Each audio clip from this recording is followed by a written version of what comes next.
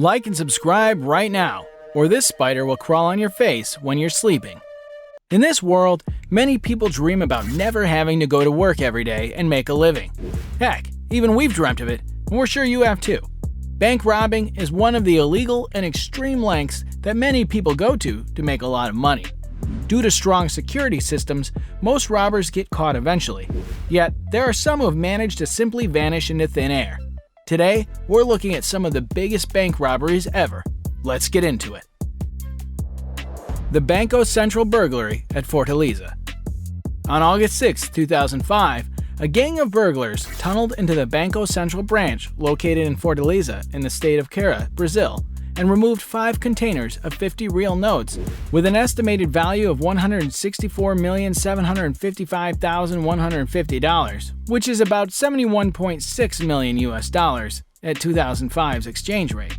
This burglary will go down in history as one of the most creative and well-planned heists. The robbers began by renting a commercial property in the center of the city 3 months before the burglary. Then they proceeded to dig a 256-foot tunnel beneath 2 city blocks to a position beneath the bank. The tunnel was well constructed and lined with wood and plastic. It also had its own lighting and air conditioning. Talk about robbing in comfort. To divert attention, they set up a fake landscaping business, claiming they sold both natural and artificial grass as well as plants. So it was not strange to see van loads of soil being removed daily, as it was generally assumed to be a normal activity of the business. On the final weekend, the gang broke through 3.6 feet of steel-reinforced concrete to enter the bank vault.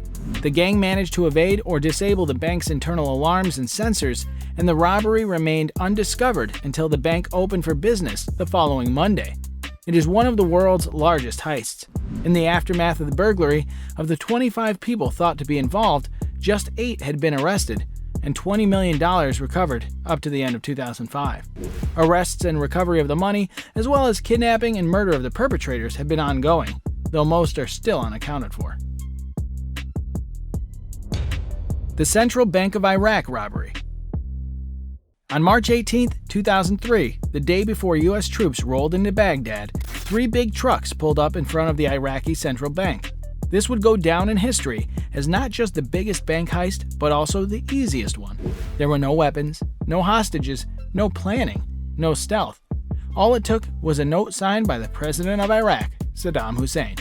Qusay, his son, handed the note to the central bank governor. It stated that they needed to relocate the money as a matter of national security. Qusay and his friend loaded the boxes of cash into the 3 trucks. They left with 1/4 of the bank's reserves that day without lifting a gun or making a single threat. The entire operation took about 5 hours, and the boxes of money were hauled off. Most of the cash was recovered in the ensuing raids. Tasked with counting the illicit loot, American soldiers made off with hundreds of thousands of dollars for themselves and their families. Although most of the stolen money has been recovered, about 1/3 of it is still missing. The New York Times said the removal of the funds would amount to one of the largest bank robberies in history. It also added that since Saddam Hussein was nearly an absolute ruler, the action might not have broken any laws. Ironically, because Saddam was a dictator, his robbery of the bank may not have technically violated any Iraqi laws. The Northern Bank Robbery. On December 20, 2004, in the headquarters of Northern Bank in Donegal Square West in Belfast, Northern Ireland, an armed gang stole a total of £26.5 million, mostly in unused pound sterling banknotes. This was one of the largest bank robberies in the history of the United Kingdom. The robbers had previously taken the families of 2 bank officials hostage to ensure their cooperation. In 2005, the police forces in both Northern Ireland and the Republic of Ireland made arrests and carried out house searches. A sum of £2.3 million was impounded at the house of financial advisor Ted Cunningham in County Cork, and banker Phil Flynn was forced to resign as chairman of the Bank of Ireland since he was a director of one of Cunningham's companies. Cunningham was convicted in 2009 of money laundering, and he had his conviction quashed in 2012 and was convicted in retrial in 2014. Although Cunningham and several others were eventually convicted of crimes uncovered during the investigation, nobody has ever been held directly responsible for the robbery. The police investigation is still open, and the case remains unsolved. The British Bank of the Middle East robbery. On January 20, 1976, When Lebanon had been in a civil war for about 8 months, a group of robbers associated with Yasser Arafat's Palestine Liberation Organization decided to turn the chaos to their advantage. In one of the most brazen robberies of all time, devoid of any form of stealth or cunning, this group literally blasted through the bank's wall through a Catholic church next door. They hired Corsican locksmiths to burst open the vault and gain access to the safety deposit boxes. What made this heist even more unbelievable is that the operation actually went on unnoticed for an entire week, largely due to the war going on outside of its doors with all the time in the world. The robbers plundered up to $50 million in cash, gold bars, jewels, stocks, and other valuables. There have been allegations that the mastermind was Ali Hassan Salami, the same man who plotted the attack on Israeli athletes in the 1972 Munich Olympics. He would later be assassinated by Israeli Mossad agents with a car bomb in 1979. The United California Bank Heist. It all started when Dincio, a professional criminal from Ohio, heard President Richard Nixon kept a multi-million-dollar slush fund in the United California Bank. He rented a townhouse and planned a heist on the bank. His accomplices were his brother, 2 nephews, brother-in-law, and 2 alarm experts. Dincio, who was the mastermind of the operation, worked closely with his brother James, who was an explosives expert, designer, and maker of burglary tools. His brother-in-law, Charles Mulligan, was the driver and lookout man. The inclusion of Phil Christopher and Charles Brokel was forced upon Dincio by his informer. Dincio reluctantly took Brokel along as muscle only, and he helped inside the vault to bust open safe deposit boxes. Christopher played a key role in disarming the alarm.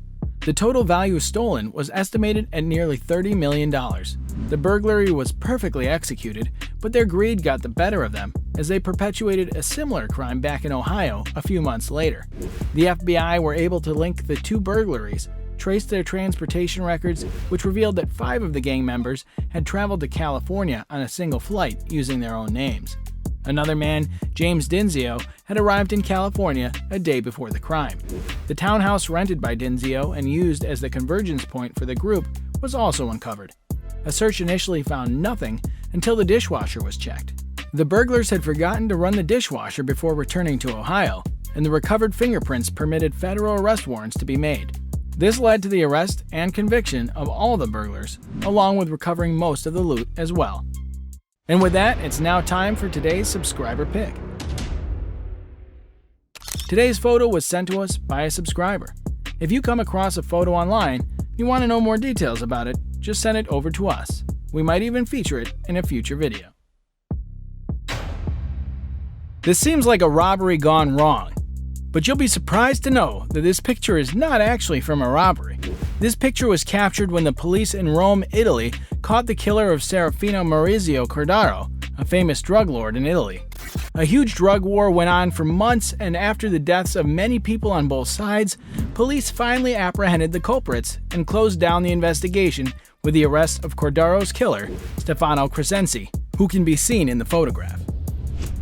The Knightsbridge Security Deposit Robbery. We kept the most interesting story for the last.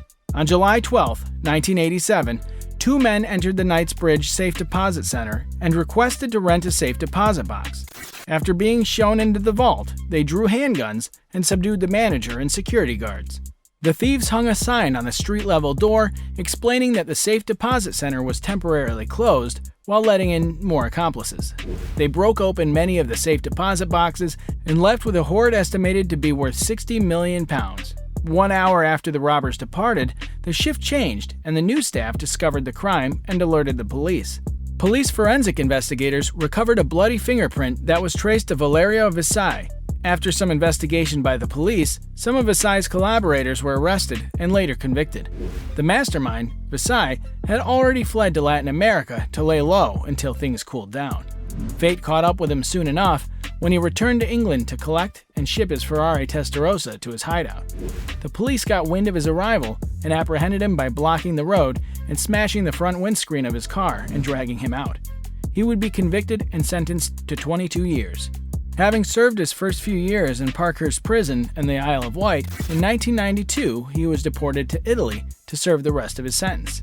On April 19, 2000, the day he was released from prison, a gunfight broke out between Visay and an accomplice and the police, resulting in Visay's death. Which one did you find the most exciting, and do you think any other bank robbery should be on this list? Let us know in the comments below, and if you enjoyed the video, don't forget to like and subscribe to our channel.